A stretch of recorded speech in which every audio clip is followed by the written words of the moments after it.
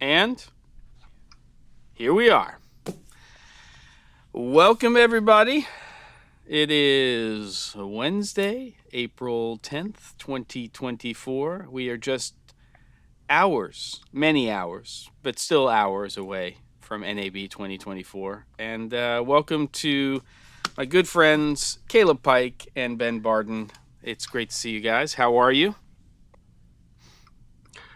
Very good. Thank you. Sweaty, as everyone can see. Yeah.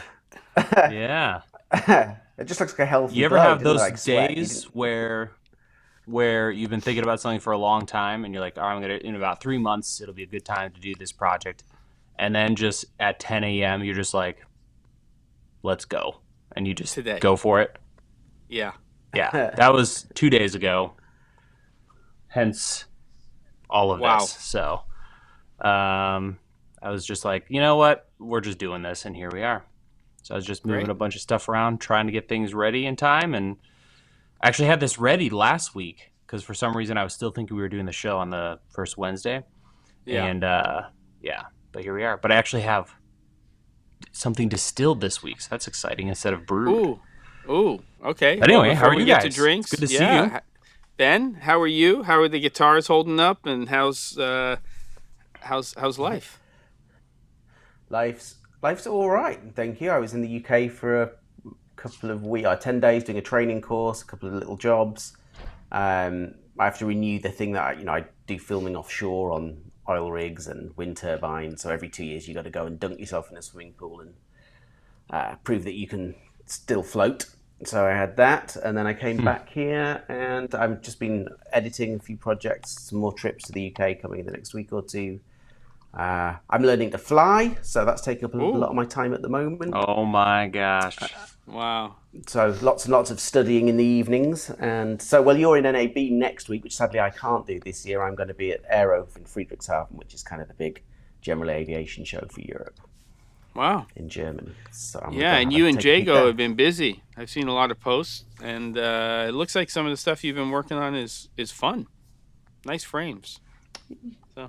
Yeah, things are all right, and things are picking up. Things have been very quiet over the winter, I would say, compared to normal in terms of bookings coming through, but that's really starting to accelerate again now. So I'm feeling slightly, like the stress levels are slowly coming down. We're going to be able to eat for the rest of the year, so that's good. I'm not in that position right now, wonderful. But so I'm jealous, but I'm glad you're there, and I'm definitely getting busier, but I could use a lot more busy. So it's all good. All right. So before we get to our drinks, I just wanted to acknowledge, because we've been going we haven't seen each other in a while. So that's kind of why we're doing this little catch up. But just shout outs to everybody. Thaddeus is in the house, and Brandon, of course, and David and James and Ono. And who else is on here? Daniel, Cassie. Hey, looking forward to seeing you. Hey, there she is. And Robert's here, and I'm sure there's some other people in the background. And there you go. So all good. Good to see everybody. Let's get some drinks going. Who's first? Ben, are you still? What time is it there? I always get confused with the clocks changing. It's tomorrow. Not changing. All right, you go first. Tomorrow. Then. Let's get you drinking as close to yesterday as possible. Well, I am actually I am on Gamerka Slovak water, because if I drink, I've got a really early start tomorrow, and at the moment, because I'm kind of not drinking as much. Yeah, if I have a couple and then get up, I just feel awful. I'm not drinking. You know what I mean? Just yeah. It's not an age thing, of course. I'm just saying. No. Yeah, right. Okay, Caleb, what's it gonna be, Mr. Distillery All guy? Right. I'm ready, and we go. And... This is a gift from my brother-in-law, actually. Let's see if I can get that Taylor. I know Taylor. In focus. Yeah, EH Good. Straight Beautiful Rye. Label. Yeah, Taylor's got some great labels. Yep, really nice bottle. Beautiful. So this is a stiff one, 100 proof. So looking forward to that. Let's Pop go. that open and pour it into my coffee mug because I'm classy like that. Good. I'm keeping it simple. I don't need to spend a lot of time. It's pre-NAB. It's going to be the Abalor Habunak. And it is, this bottle is 121.6 proof. So let's go. Woo! Hey, baby. That's Let's a go. beautiful color. It is a beautiful, and it's a beautiful Scotch. It is still, for a non-peated Scotch, my favorite. Oh, yikes. I might have made a mistake here. Okay. Cheers to everybody. I think I overboard. All right. All the best. All right. To the future, which Ben is living in right now. Yeah. The tomorrow. All right, kids. Brandon says drink your electrolytes. That is NAB advice to a T. Yeah. And come on, already coming in with a super chat from Camille. There it is. We got €5 for the booze. Now I gotta buy drinks. So Sunday night, first drink on me, Caleb and Cassie. Stop it. There we go. Let's go. All right. So Daniel's just back from a shoot in central London, now sipping a single malt. Cheers, gents. And cheers to you, Daniel. Cassie, I be old. You not be old. Okay, there you go. Let's see. Ono says, I'm having a hell of a time trying to record external audio on my iPhone 15 Pro Max using Apple 3.5 to USB. Well, it sounds like you're like 3 dongles down, Ono, and that might be the problem. If you're like 2 dongles down, you might be fine, but there's a lot of dongles in there. So there you go. Phil's having Reposado. Nice. That's a fancy tequila. The Clase Very nice. Azul. That's not the one with the bell, is it? What's that one? I think that is. I think that's the bell one. I think. Oh wait, that's what Phil. Yeah, Phil. Yep, that's the one. Yeah. That's there you go. Needed after finishing delicious. my taxes. It's so good. Oh, dude, congratulations! I'll cheers to that. Mine just got done yesterday. Cha-ching. Woo. Okay. All right. Bryce says, I'm literally on set right now, and this opened in my pocket. Please explain. I don't know what the hell that means. Got to go. We'll watch later. Yeah, I don't know about that. Camille's coming in with some starting the stuff going. Kids, it's NAB time. What do we want to talk about, Caleb? What do you want to talk about, Ben? Let's go. Somebody start this thing off. Oh, man. Where to even begin? I suppose we could pop over. So, go ahead.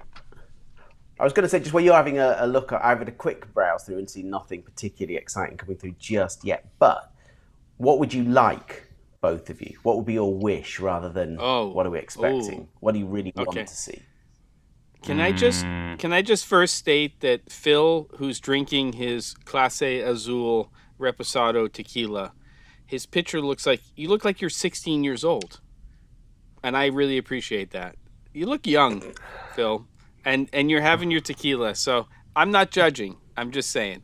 Small Brown Fox is having Woodford Reserve, and then Ben, you're getting a question from Daniel about workshops. I'm digressing. I'm going all over the place. Dan, yes. Let's talk. Give me a ring in the week. We'll, yes. Yeah. I am that. Okay.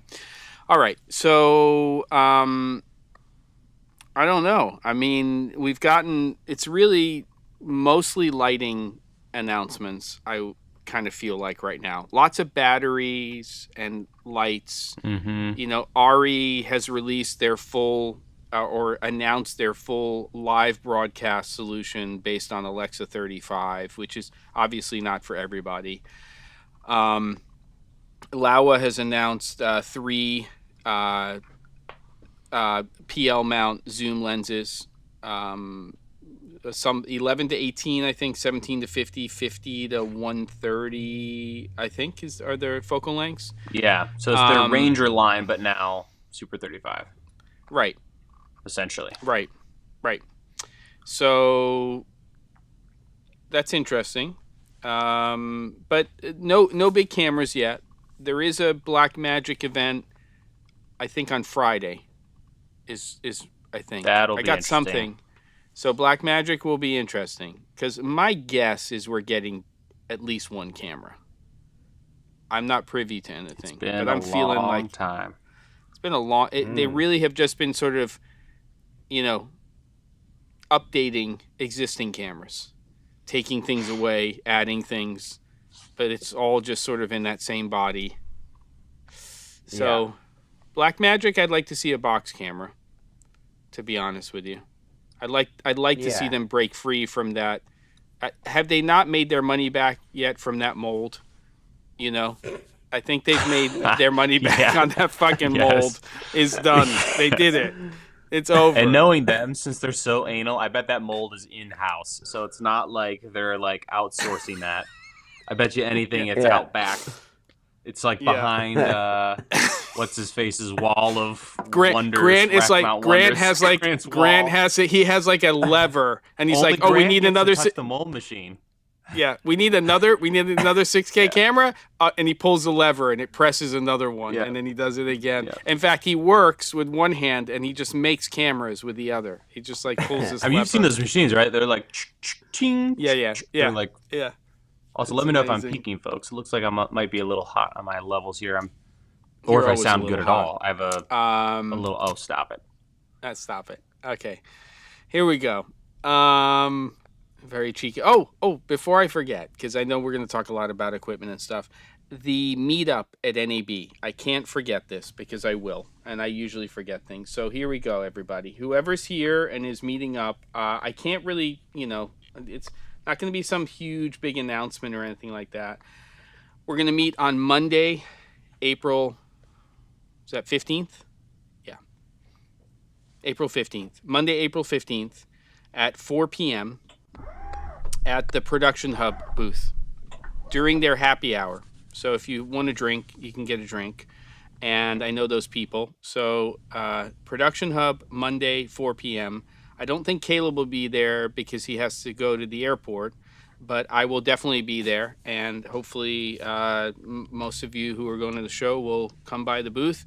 See what I did there, Ono? Later in the day, wanted to make sure you had landed, gotten some time at the show. It's a good window of time. So Monday at 4 p.m. Let me just double check that, but that's all I want to say about that. I'll bring it up maybe at the end. It's booth number C635.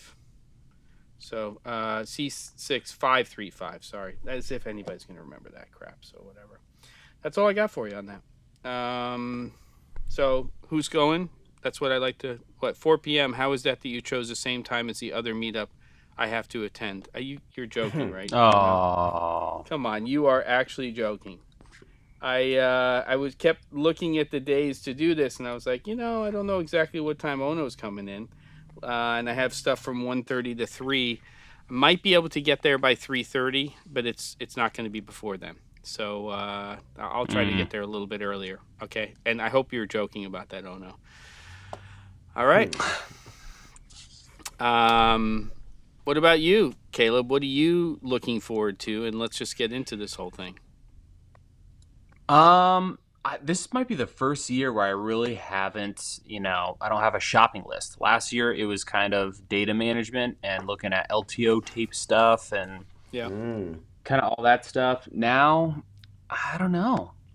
I mean, if anything, it's probably going to be more rigging stuff just from a camera foundry, that side of the business, looking at what's out there. And perhaps like more, so are you guys familiar with Adam Savage, Mythbusters? Yes. Yeah, 100%. On YouTube, he has his tested channel. Yeah. Which the Mythbusters was fine. I didn't dislike it, but it wasn't, my favorite thing in the world. But I love his tested setup. And I'm a huge, when I'm not here, I want to be building stuff. As a hobby when it comes to hobbies. So anyway, he did a great, Gerald Undone did an awesome tour with him at his studio. And it was right as I'm making this big shift here in this space from a very polished set to still a really nice set, but it's going to be way more modular and more fly by the seat of my pants. I've perfected the desk thing, and then I've just completely abandoned that that setup. So I'm in the middle of redoing everything. That's why there's no lighting here, and it's all crazy. But I'm looking into kind of how can I make this a functioning workshop, and kind of a set all at once. So lighting is going to be part of that. Really interested in the new aperture thing. The new aperture, what are those things called? Something Infinimat. Infinimat. The blow up camping mattress with Infinimat. LEDs. Yeah, that. Which you did a video. I started watching it, and then I had to. It's just brief, an overview. Other stuff. Yep. Yeah. So yeah, probably some lighting, some of that stuff, some more infrastructure-y stuff. Maybe some rigging, some grip, things like that. We'll see. Cool. Yeah, I mean, what about you, Ben? For me, not that you're. Yeah, what about you, Ben? Unfortunately, going to be there. It sucks. I'm gonna miss you. Yeah, I'm really gutted not to be going because, not least, it's the only chance I get to properly hang out with the two of you. So that's that's a shame. But hopefully, we'll try and make it work for next year. But interesting things. I saw something today on the socials somewhere from Small Rig about a cart. Did either of you see this? Nope. Oh. I saw their April Fool's one. Oh, so maybe this is still some continuation of this then. Someone did reference in the comments, is this still the April Fool's thing? But they were saying that this was going to be there, or some prototype of it was going to be there. And I know there's been work about what price point they would be looking to spend on that product. Yeah. So, I don't know. But other than that, not really very much. The only other thing I'm kind of interested in at the moment, just because for a particular project that I've got coming up, sort of improvements in 360 camera systems. The Insta360 1 something kind of like that, but just a little bit better. That's been out for quite a long time now, so something in that space would be great. I don't think NAB's where they, that's kind of consumer electronics really, so I doubt to see anything from that. But otherwise, I'm quite happy kit-wise. As I said at the end of last year, this year I don't really need to spend any money on gear this year. Right. That's kind of my... Look how grown up you are. A year not doing mature. that. Yeah. I mean, so mature. Yeah, and then I'm spending the money I'm saving learning to fly. So he's got the grays coming in, and he's just like, I don't need more gear. And then something will happen, and then there'll be a post on News Shooter, and he'll be like, and then he'll just go and buy it. So you know how it goes. We're all full of crap. It's the cycle. We're all like, the cycle. He's right here. And then, Sony's going to come out. He's going to switch from Canon completely to Sony. Nothing's going to be good enough. Start all over.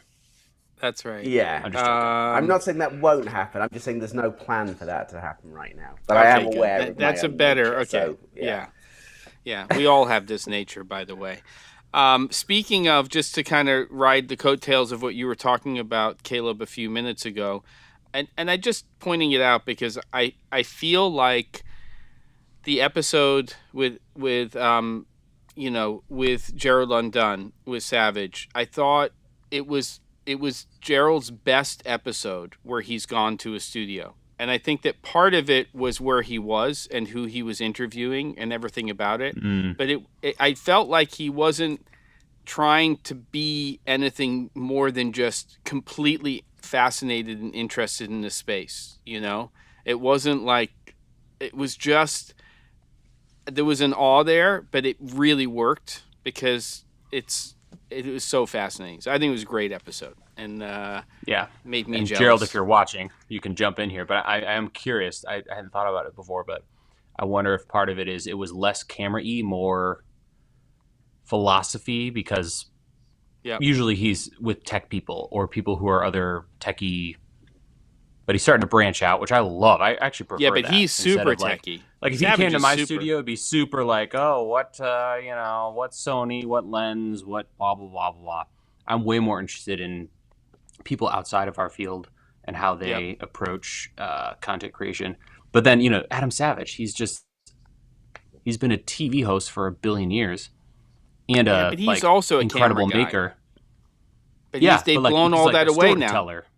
But Oh they're yeah, shooting stuff on iPhones now, I you know, love it, and that whole it's so mentality, that good. whole bit was amazing. I It love was it. so good. It's a great episode, and it Yeah, really everyone should watch it. strips away everything, and it makes it so about, using tools for the purpose of the end result, as opposed to I'm choosing this because it's a cool piece of kit, because Yeah, it's so versatile. It had nothing to do with versatility. It had to do with appropriateness of the gear that's going to allow him to do what he really wants to do, like you, Caleb, a maker, a designer, a creator of things, and let that just get out of the way. I thought it was great. So it's all good stuff. yeah, and like for those who haven't seen it, as an example, he was talking about an iPhone and how he abandoned the idea of having another microphone, like a wireless mic, Yep. because for storytelling. Because when you're if I walk right up here, it's very intimate. If I back over here and I need to grab something, it just feels natural because there's distance there. So he talked about that and how he abandoned wireless mics because it felt weird and less intimate. I love that stuff. Anyway, sorry, not to make It was this great. pre-NAB show and Adam Savage with Gush Fest, but Yep. Okay. Good. So we got some comments in here. Camille says, wish list ATEM 2 M/E Constellation 4K with better audio preamps and, very importantly, world peace. So love that last part. There you go. But yes, I think we should see an evolution in the ATEM. The question is anybody going to go into a switcher style like this in a 4K realm and sort of be all in and be cost effective? We'll have to see. I still think there's room in that space, that whole switcher space and how things are done. So we'll see where that all goes. And then, of course, cameras. I saw sort of the press release email go out from Sony today. I don't know if that's like the pre-press release and then they're going to announce other things. I don't know where Sony is right now in the camera space. Has anybody heard any rumors? No. I don't think we're seeing Canon attention. cameras at this show. Maybe we will, but I don't think so. But I think there's stuff rumored with Canon to be imminent, isn't there? I think there's a 5D an R5 Mark II. R5, R5C? not R5C. No, Oh, R5. okay. No, Okay. R5 Mark II, yeah. And then what about other cameras? Have there been other rumors and stuff like that? I have not paid attention to the rumor mill. No. I feel like Sony's sitting happy. Yeah. There's no reason to do an FX3 Mark II. It'd be awesome, but they're killing it with that. Yep. Yeah. Pretty much Blackmagic is the only one I can think of. Any other camera companies you can think of? I mean, we've got Panasonic, we've got Fuji. I haven't heard any Panasonic, rumors. actually. Panasonic, Okay. I wouldn't be surprised. Okay. And then what about, do we think we'll see anything from Fuji?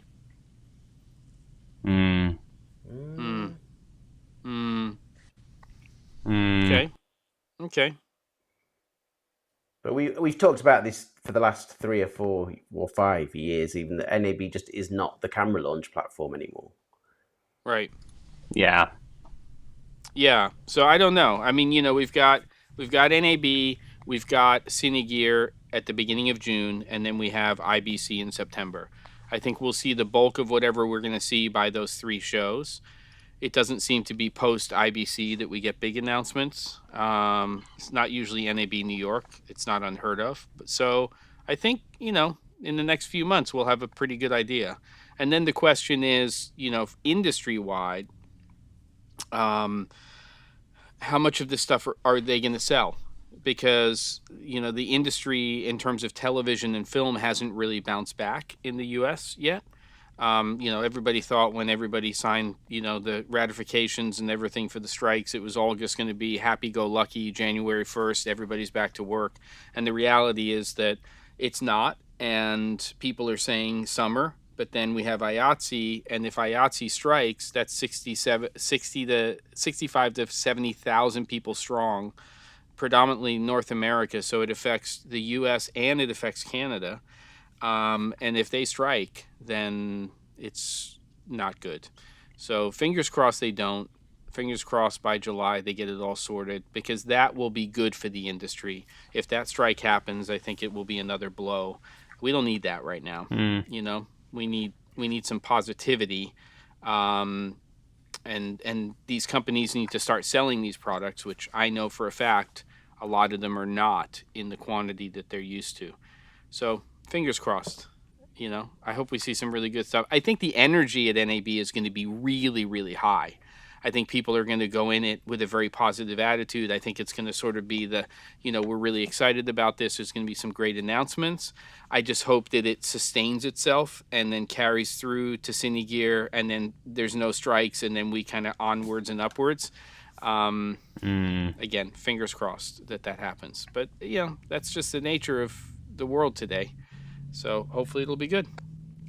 Ben, have you heard any other rumors in other product categories, or things that you'd like to have sort of like, just even if it's not for you, that you'd be interested in seeing or hearing about?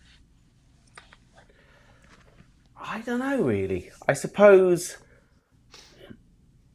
lighting always is, and with kind of grip stuff, new, improved, lower cost, as much of that kind of stuff, always useful. Those are always the little bits constantly spending money on.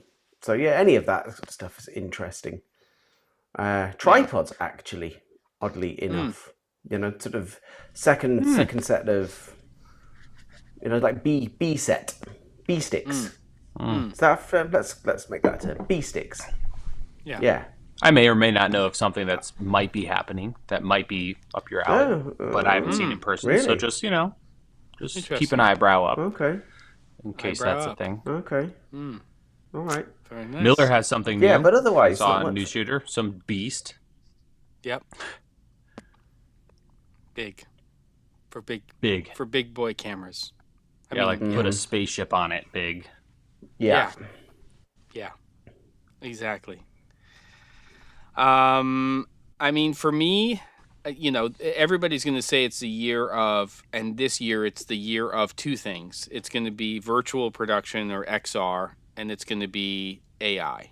Without a doubt, those are going to be you know, that's going to be plastered everywhere.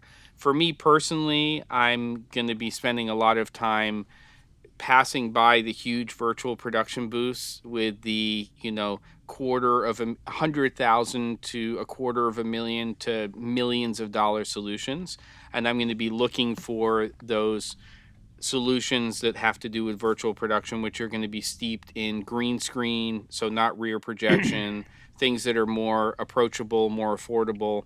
And I am interested to see, have conversations with people and see what's there in regards to the reality of how people are thinking generative AI will get incorporated into what they're doing. You know, it's interesting to watch Airhead and the stuff that's being created with Sora, and there's obviously already things that I'm starting to see that are seeds related to the post-production aspect, like how do you tell a story with generative AI? And are we going to start to see some post-production solutions that are sort of combining generative AI and the editorial process? So I don't know where that's going to go. I think it may be too early, but it is the part of generative AI that's going to have to get sorted out, because if you want to create consistent content, even if it's short form for something like a commercial spot, it has to have consistency. And so they kind of did that with that Airhead piece from Sora, using Sora. But I feel like, you know, it wasn't easy. And I started to read some stuff from them, and I don't think it was easy. So, you know, and I have zero interest in my life in creating things using prompts. That's just not how I'm tuned. So, just on picking up on the AI thing, the other, and I can't remember the product, but I've seen the demo on it of the essentially like Foley creation that you're feeding in. Now, at the moment, the system that I'd seen the demo of, it was all on, you were having to put in text prompts. So it was going to build a soundscape for you. So you've got shots of New York City street, which you can apply to your footage, not just stuff that's been generated by AI. But the next step from that being that's actually going to be analyzing the footage and creating the soundscape on it. So the Foley and actually matching stuff up, being able to be doing. Now imagine, that kind of, even just as it is in its demo form now, of being able to create soundscape is massively interesting, just in terms of, loads of the stuff that I do. If we've got budget for client for us to have a couple of days on really polishing the audio and building that up, it's great when we can do it. It's not all the time. If we can be doing that in any kind of automated way, really exciting. That's really, I didn't think about it until you brought it up, and now I do want to dig in and see if there's any fun, again, not Sora level stuff, but in between, like post audio and post cutting, honestly, assistant edit work. I just discovered for Final Cut recently, I told Jem about it on a phone call, Recut. I think it's $100, but you throw your footage at it and it'll do your assistant edit. You can customize how much space buffer you want between audio bites of people talking. Awesome for dialogue. And it just chops it up and it can spit out an XML in a multicam in Final Cut. So you can immediately move on to adding B-roll, and you do some tweaks, but it saves so much time. And the employee that I used to do my rough cuts doesn't touch it anymore. It's all this software. But it would be great if you could customize it a little more. Maybe you start cutting and then you say, look at this sequence I've already cut and match this cadence. Because I like to get out the second I'm rolling off the last word, we're on to the next shot. So the software gets me 99% of the way there, but I still make minor tweaks every sixth cut maybe. It'd be great if there was AI to kind of just read what I'm doing here and carry on. Or all that, what is it, the Adobe podcasting web interface where you throw your audio up and it makes it a crappy iPhone recording from an airport sound like it's in a sound booth. Whatever that is. That's let's nuts. get some stuff like that. It's amazing. No, but I know people who have used it because it's not your voice, in the end. It's an AI generated voice based on yours. Yeah, it's not your voice. So, I was doing a set of work in January, and it was, I can't remember how many, 80 product videos we were shooting. So we were based in this client space, clothing company. And we were just garment after garment after garment, and we're getting their product experts talking through the garment. It's outdoor clothing, so talking about the features. And one of all of those, towards the end of a very long day, I had not had my cans on, and his mic, he knocked it off. But the other presenter, who had her mic was under clothing, and was, I don't know how many meters away, a good distance away. Her mic had picked him up.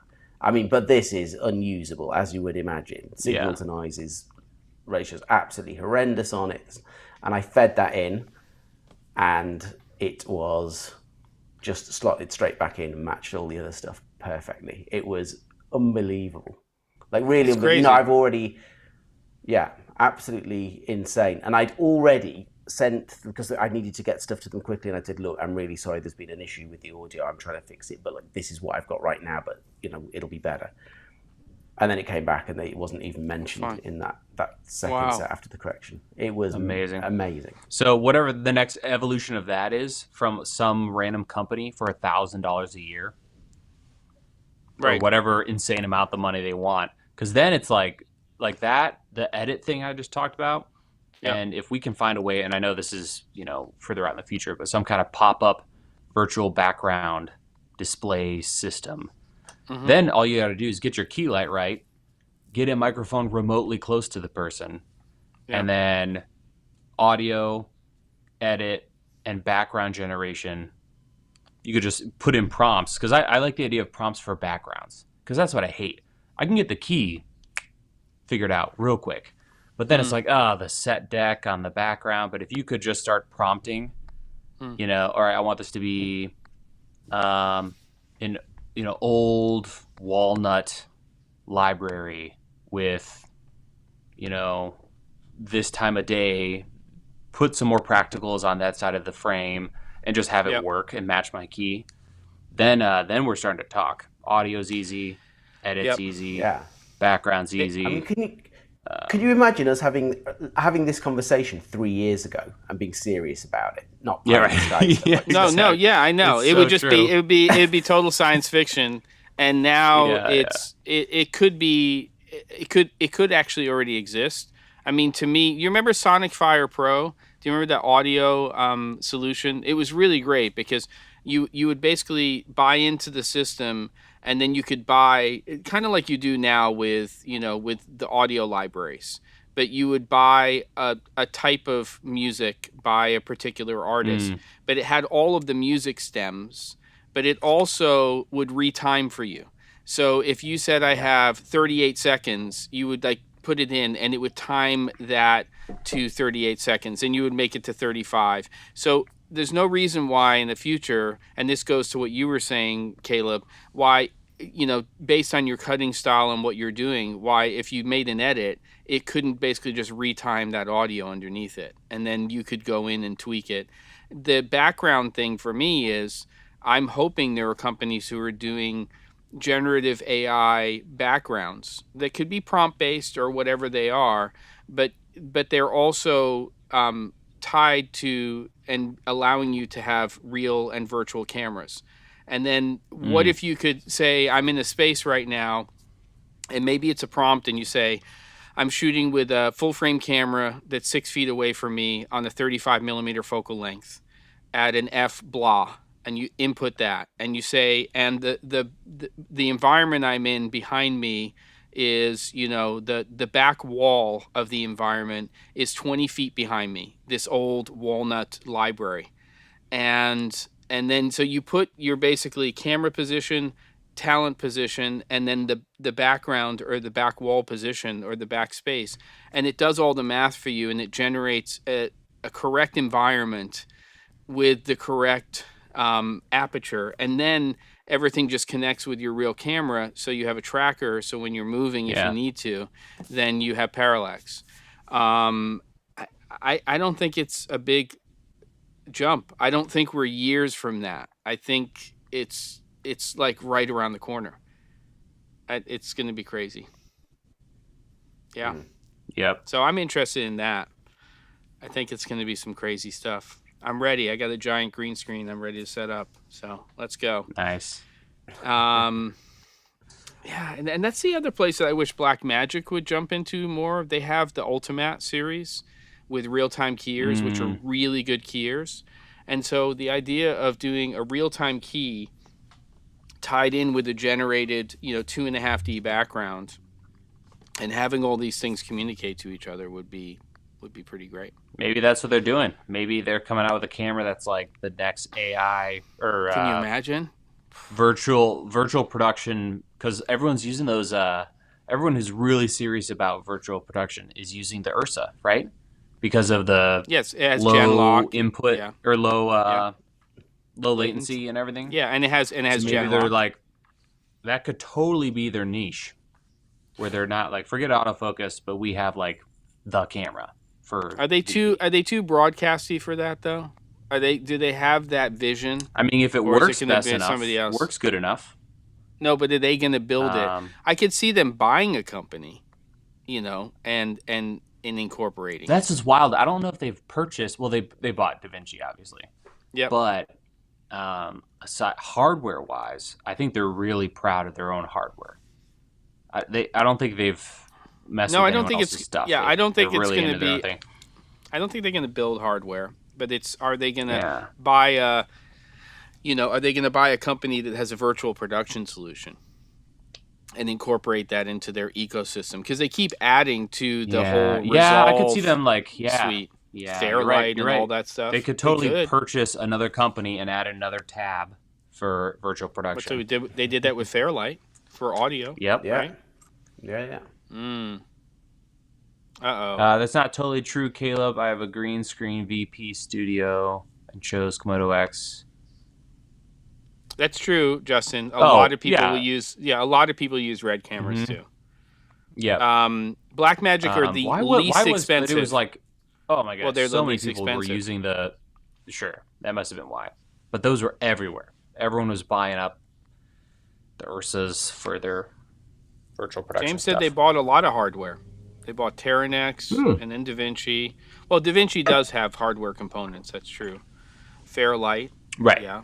But like, I don't think Control they'd buy a surfaces. camera company. No, Or I don't like, think so. I think they're very particular about their Oh, hardware design. They might buy some components, but there you go. There's our segue, Mr. Pike. Wouldn't buy a camera company, and a little company called Nikon aha. bought Red, and we haven't talked about this, at least on Camera and Flask. I don't think. Did we Mm, talk about it last time? I don't think so. I don't think so. So that will be an interesting thing to see at NAB, because they have clearly stated that Red and Nikon will obviously share intellectual property and things like that, but that Red is carrying on as it is, for now at least, as a company. So I would love to see, I will see at the show, kind of how they're putting their face forward on what this relationship is. And this will be the first time Right. in a venue like that. You have things to say, Ben. I can see it in your face. No, I'm still just bemused by the whole thing. It was Yeah. just imagine the odds you would have got on that a year ago. Oh my gosh. So much. Red's going to get bought. Have a gamble on who it is that's going to buy it. Yep. It's I find the whole thing completely bizarre. I don't think anyone really has any idea what that does for Nikon in terms of their own branded cameras going forward. It's really strange. Also, what's going to happen in terms of Red, in terms of their mount. What are they? That would seem bizarre for them to continue using Canon really mount. Awkward. Yeah, that's going away. Isn't it? Because they've kind of gone in on that, and it makes a lot of sense. Yeah. And I just it's a really odd thing in so many ways, and I just don't know. So any little bits of information you two can glean from your trip next week would be So very do you guys interesting. know? Do you know MRMC? Is it Martin Roberts? I think. Sounds really Motion familiar. Control. Yeah, so it's the company that makes like the Cinebot Max, and they make the robot arms. The There's arm. a couple of companies. Yeah. saw an So article on that I just and Justin's Yeah, I actually just bringing read it up. that I was too. going to bring it up. Nikon bought them as well, so they own that company. Oh. Which is I was Oh, I going to didn't bring know up, that. and then Justin actually beat me to it in the comments. That's what I was just looking up, and it was just sort of like matter of fact, because they're releasing a smaller version of their robot arm, and in the article on Newsshooter is like, and Nikon owns the company, and I was like, what? And this was after the Red announcement that I found out about it. So they're making a play right now for sure in the cine market. I mean, that's not a cheap solution. That's in the high end. I mean, Red. Of what's going on. That's a big buy. Well, Red and MRMC We don't have any wasn't numbers cheap. on that, right? Do we have No, numbers on that? I don't think so. Yeah. I guess, yeah. I didn't realize, Justin, that it was a few years ago that they bought Mark Roberts' Motion Control. I thought it was recently. So I guess they left them alone and they didn't make a big splash about it. That's kind of fascinating. Yeah. It's going to be interesting. All right. Well, I think we're going to have to check that out. Tell me. I'm ready. Well, just on the Mark Roberts thing, does that? I've skimmed that article. It's on Newsshooter, but does anyone know what the price point is going to be on that thing? Oh, no, I had it's that not in listed. a tab, and I lost it. It's contact, Very company. expensive. Yeah. Yeah. It's Yeah, like okay. 50 grand plus at least. And then the rest of the market, there's not a lot in that space for multi-access, arms. Yeah. Hilariously, comp- I actually, Tell me. The cheapest. So through Camera Foundry, I was looking at for several of our production processes for building our cinebacks. I've been looking into robotics, and pretty much the cheapest you can get in is about 10 grand, 6 to 10 grand. 6 is really cheap though. To build, So like to be a robot arm to to build buy stuff. a multi-axis arm that can hold a camera, you're looking at yeah. 6 to 10 grand. There's one company, of course, I already spaced on them. I can look it up for next time, but it's about 10 grand for something that can handle a mirrorless camera system and do something decent. Okay. Yeah, that's kind of what Axibo was cheap. trying to do. Axibo's making their smaller jib arm, and it's supposed to be like $500 to $7,500, $5,000 to $7,500 US. Right. I think that's a space that we'll see grow over the next couple of years because it's just cost of entry is way too high, and they'll figure it out. Once the motors get apparently the trickiest thing is repeatability down to under 5 millimeters. That's where it gets really tricky. So if you want your camera lens to land in the exact same spot, that's really difficult. Do you think Kessler can come back into this space? I mean, they did an update recently on their Cine shooter. They've done some Unreal Engine integration in their newer version. Oh, that's fun. I'm just wondering if they're going to make a play because they're smart.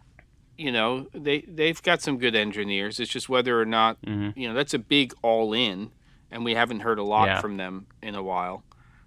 They started in the jib business. That was their first real product, What are they doing these days? I haven't checked in them. Well, second Cine shooter still? That's their big thing?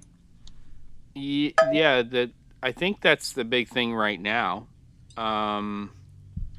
Justin's all in on this stuff, so knows a lot about it. Justin's like, let's go. He's all in. Yeah. Using a Cine shooter on a Verizoom. I don't know if you've used the new version, the new updated version, Justin, but I'd love to hear that. And, with about 15 minutes left in the show, as always, we open it up for an At the C47. Any questions, comments that you have about NAB? We're checking these, the comments right now. Jeff says, I feel like Red will stay similar to what it is, and Nikon will get some great new features soon, just not immediately. Yeah, I think it'll go. Makes sense. Yeah, but I think we'll see some Nikon stuff too. I mean, we start sharing intellectual property and R&D and everything like that. Nikon is not winning the autofocus game right now, but there's no reason why, especially if they go to Nikon's mount and other things in the future, why we couldn't start to see some things in the AF side, for sure, I think. So it will be interesting to see. Cine Shooter Plus is the latest, Justin says. So Justin is really on top of all this. Yeah. Justin, do you think that Kessler can go into that space and compete? Because I think if you really want to make a go of it right now, you've got to be making a product that's $5,000 to $10,000 US that has what Caleb has been talking about. He has both. Okay. Cool. Good. Okay. All right. What else we got, kids? And Ben, Caleb, jump in with anything that you want to share that or thoughts that you have. But yeah. Copy.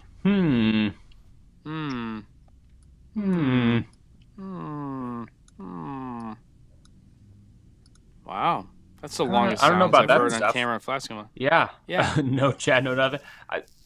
The railing popped in my head back when you were talking about entering text prompts for like a 35 millimeter full frame. I would love a Sony 35 f1.2.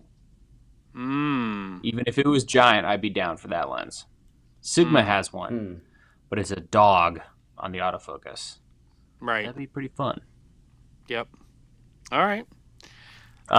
Jeffrey. Yeah, go. Fun places for lunch at NAB. Ooh, convention center is ass. I mean, it's okay. You're gonna get a $15 sandwich. I don't need anything in the vegetable category in a convention center. I just feel like, you eat a salad, and it's not that I don't think a salad is healthy, but God only knows. So I'd rather just have, like a corned beef sandwich or something. Probably the biggest piece of advice I can give people is take a walk over to the Westgate, or I think Yes. it's the Renaissance Hotel, which is next to the convention center. Both of those places, especially the Westgate, have other places to eat, and it's a better choice to go get something. Yeah. Yes, tell me, Ben. No, and just if you're going to the Westgate, it's just a cool place. It's where Elvis used to live in the 70s when he would come and do his residencies. He had the whole top floor or two floors, and they've occasionally got exhibitions of his spangly jumpsuits and things on. I love that place. I stayed there one year. Yeah. It's probably one of the last few of the like really old older ones. Yeah. Yeah, now the Riv's gone. Yeah. It really is one of the last of those kind of It is. that era. Yeah, the I really great miss days that, of it like all. the smell of like more cigarette layering, smoke layering than Yeah. there is actual drywall or plaster left. Oh, Yeah. There's something yeah. that's really I mean, the missing from Riviera Las was Vegas. amazing for that. Yeah, It's too the clean. Riviera just used to have these. It's held it up by used to go from exhaled smoke juice. yes, and they all Is that a have, thing? like a down. Over time, microparticles, after decades of buildup, I imagine does something. I don't know. The whole smell thing. There's a shopping centre near me here that has the same things. When you walk through the door, there's something like some downdraft thing which has some kind of scent in it. So as you walk through that in Vegas, and they all have the same one, and then the cigarette smoke slowly hits you. You say it's very layered. It is part of it. Yeah, I do miss those old ones. I've heard that the Fontainebleau has a very good burger place. Oh no, I don't know what it's called, but somebody was telling me about it recently. I think it's there. And another place that, if you have time when you're there, one of the things that you might want to do is hop in an Uber and go to the Beowolf exhibit. It's really cool. You walk into. I did it on my last job because my friend James Kwan, he's the cinematographer that shoots almost all their content. And they have these, it started in Santa Fe as like an art installation, and now they've become this huge thing. So you go past, like over past the strip, and you're in like this parking lot of all these cool buildings, and you go into this huge building.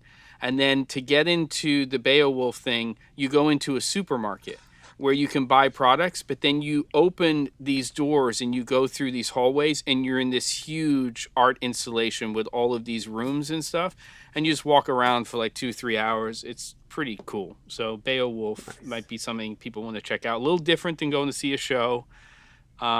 Pretty chill, but really fun. And if you're going with, you have to go with friends who you just like talk with all the time. It's not gonna, like, you don't turn a corner and just, you're amazed by something. It's just a really cool experience. So there's that. I imagine he meant Beowulf, not Mayowolf. Oh, is it Mayowolf? It's Mayowolf.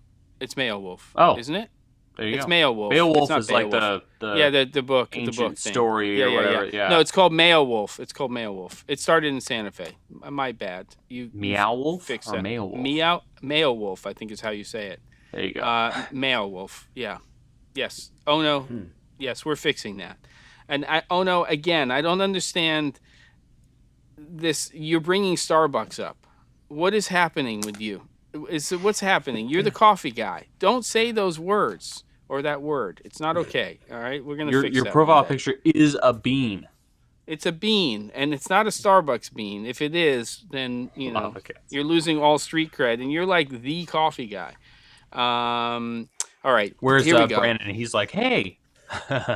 Hey, well, Brandon keeps bringing them up too. Okay, Dead Eye Smiling at the C47-1. I saw Nikon announce Red was keeping all previous partnerships. Yep. But yeah, RF mount, I'm not sure about that. There's no way Kessler plays at that price point. They price at Zacuto level. whatever that means nowadays. Yeah, whatever that means in 2024. Yeah, exactly. I don't even know what that means. Yes, Mayo. Wow. I Okay, would not be. Mayowolf. It's Mayowolf. Thank you, Jess. I'm losing my mind. What were you gonna say, Caleb? Nothing nice about Zacuto. Oh wow. Okay. We'll I end there. love them. They're in Chicago, but I just was I just thought of their current lineup or what they were pushing last year with their, what was it, like hold an iPhone here, but there's a boom mic going out from the iPhone or something, and then the eye thing, and I just imagine their next product is that thing that Luke Skywalker pulls up to like look for sand people, but with an iPhone on the front of it or something. You'll poke your eye out, kid. Love you, Zacuto. Wait, you guys make. What do you mean already gone? Who's already gone? I'm gone? I don't know what Jess is saying. She'll tell me in a minute. All right. Mayowolf is gone? No, it's not gone. It's like a permanent thing. I think she means I'm gone. I'm not 3 sheets, I'll tell you that. Okay. Okay. Oh, I think they're great. I just don't see them pricing that low for something like that. Yeah, I don't know, Deadeye Smiling. Red Rock Micro. Papa bless. Love Brian. Brian, I hope you're doing all right. Lettuce. I still get the tickles. It's better. It's better with lettuce. Yeah. Yep. Man, those are the good old days. They were. Were they good though? Red Rock, those. Thanks, Jeff. Eye-blindingly blue handles. It was good. Yes, they were. They could glow in the dark. That matte box that you could like put on the sun. The size of my 27-inch monitor, and like 40 pounds. And it had like an eyebrow, a French flag that was like it was double the size of the matte box. You could put it down on the ground and put like a sleeping bag on there.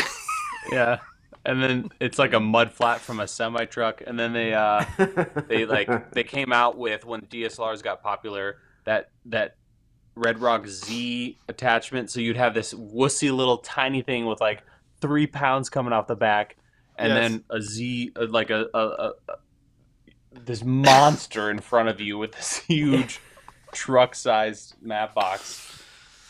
Oh my God. It was a good time.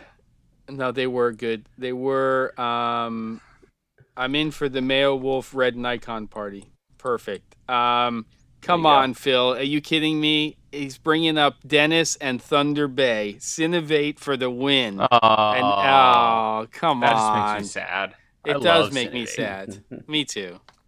Hey, Mid 49's doing some great stuff. They were the only classy rig. They were the only classy rig people back in the day. Who were? You had Zacuto. Who was like, here's a right angle 50mm rod thing. 350. I know. I was gonna say 350. Red Rock, you went to like 399. Crazy town, and then you had Cinovate. Was like, our things are black. We have nice, classy colors. We have good design. Except for the Cyclops. They were the shape of the day. That was a little. Well, shape something. doesn't go too crazy. They weren't really part of that mix. Shape came later. They're Canadian. Yeah. Shape. Yeah, but they're different. But I like what Mid 49's doing. I like that he came back after Wooden Love Camera. Ryan. Yeah. Yep. Great guy. And creating some really nice little kit. And so I like that. Yeah. Yes, I know it's like meow, but I think people pronounce it Mayowolf. And I say that because my friend James, who shoots all the stuff, calls it Mayowolf, not Beowolf. So, yes. You heard the founder. Yeah. The founder's from Santa Fe, though. They were probably high when they did that speech, so I'm just saying. Bright Tangerine's great. That's Love my Bright out. Tangerine. Bright Tangerine's making some great stuff. That new the shoulder pad thing that they have, like that material and stuff, it looks great. I got to go over there and say hi to those crazy people. I will say you're right. Is it Geoff? Jeff? Jeffrey? What Jeff do I call you? G. Jeff. Jeff with a G. I've never seen that before. Interesting. But yeah, small rig, like, man, we've gotten into machining now, and to make something at the quality level of a small rig part is insane. stupidly expensive. Really? So a small rig thing that is like, let's say $20-$30 costs me $50, $60, $70 for you to make it. Now, granted, I'm outsourcing the machining and all that stuff, but like it's no joke. So they must have quite. I would love to tour their setup. I wonder if they have their own machining or what's going on over there. But if you go over, expensive. Caleb, if you go to China, I'll go with you. Let's find a reason. Yeah. Yeah, we'll go see China. Small rig, and we'll go over to Nan Light. Yeah. Ben will come. We'll go. We'll do like. Sure. Love to do. We'll do like factory tours, like Cine D, but like we'll amp it up times 10. They'll be like kind of crazy. It'll like be. We should have fun. We should do crazy factory tours. Is what we should do. Like it's just a party. Crazy we show ones? up with like boxes of donuts, and we just like start handing them out to everybody. Just start dancing around. I would never do that. Somehow that sounds like fun. Incredibly racist, even though it sounds. Why? I love it. Where's that? America, Why? Donuts. I don't know. No, I didn't mean it like that. I just meant I love donuts. Just, donuts are amazing. Yeah, donuts you're are great. crazy. Yeah.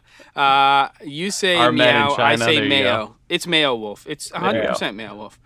Let's call the whole thing off. It's getting crazy. Our men in China. Wow, that is a title for a series. Jem and Caleb. James May. If that's a James May riff, I love it. Oh my God. Two white, bald. Sorry, I feel if it just keeps going for like another 5 minutes, we're done. It's just gonna crash into the ground. Yeah. All right. So here are the companies that I'm going to be looking out for. We're going to do Blackmagic. I think we're going to see something from them for sure, but we'll know before the show. Who else did we just say that we're kind of interested in? Come on. Red. I mean, Aperture Nikon. always has other stuff beyond. Infinimax is not it. Matt. Amaranth should be doing some stuff. It's been a while. They're going to have stuff. They'll have other stuff. They always announce other things. Stop it, Brandon. And Atomos have something new coming, haven't they? Atomos is doing. Yeah, they're doing some dragon thing. I think like is Rode going to do anything new at the show? I don't know. Oh, that would be interesting. Rode. That could be interesting. Deity has 12 new items. Is that a joke? This is so mean and so sad, but the first thing I thought of was 12 new items that Rode's going to come out with 3 weeks later. That's so funny. The starting shot of the China series is going to be actually us shaving Ben's head. That is the first thing because he has to be part of the trio. Great Wall. Yeah. Exactly. We'll have him. It'll be like Full Metal Jacket or something like Platoon, and we'll have him in like army barracks, and we'll be like shaving him, and it'll be great. This is some weird little fantasy you've got going on here. I don't want any part of it. It's not a fantasy. It's reality, and it's gonna be fine. Oh my God! Deadeye Smiling brought up Cool Lights. I have so many of Cool Lights fixtures. They were forget about poor man's. They were the poorest man's Kino flows and light panels in the day. And they were so inconsistent, but they were the only things in the market that people could afford. Shoot 35. Is that what the inside of the barn doors had like car reflector foam level action? I think maybe the early, yes, I do. Bubbly... The early ones do. Yes, not the later ones. The later 1x1s, they literally were so green that they shipped with like 3 magenta, like slide in gels. Like you could put in. They were hard ones that you slid in, and each light, like you get one that was like pretty accurate white, and then the next one you would open up and turn on, and it was like green for days. It's beautiful. Oh, man. Oh, my God. Okay. You know what? I think our time is done here. You should cut Ben's hair like those Kung Fu masters with the ponytail. Now that's getting a little bit... Now we're... You think the donuts were bad. It's over now. We're out. Oh, Drawcast. See, Is it Drawcast I or used to have that hair Draycast? though. I used to have when I was up until I was in my mid-20s. I had hair down to kind of my chest and used to wear it in that tied back way. You need to send me photos of this. I can't. Yeah, I don't know. brain I have can't not seen those. replicate Yes. that image. Yeah. And now my Yeah. son has the same. My 16-year-old son also has now the same length hair as I had when I was his age. Love it. Wow. Full circle. And probably thinks I'm cool. And people don't. There's no way my dad did this, or did he know that you did that? Or did No, you tell him he after? knew. What? Actually, I don't think I had an influence on it, but he was certainly aware of it. He carries it off a lot better than I did, though. I have to say. Well, All right, kids. in other news, Justin, Yes. welcome, Justin. We hope we see you next time. When is the next Yes. show, Jem? The first Wednesday. It should be of the first Wednesday of May. Yeah. Uh-oh. Is that okay? Yeah, that's great. I think. Ben? Yeah, Ben? I would say so. All right, kids. Listen, I don't know what the First. semicircle's all about. I will say this, kids. Monday, April 15th, 4 p.m., Production Hub booth. Monday, April 15th, 4 p.m., Production Hub booth. We're going to hang out. I'll be there. Show up, say hello. Short, white, bald guy, hard to miss. Well, actually, at NAB, there's a lot of them, but, you'll see. You'll see me there. May 1st is what it is. Next episode of Camera Flask. Love you guys. Great to see you. Ben, get some sleep. And Thank you. Have a Caleb. great trip, you two. Enjoy Vegas. Thank you, Yes. Ben.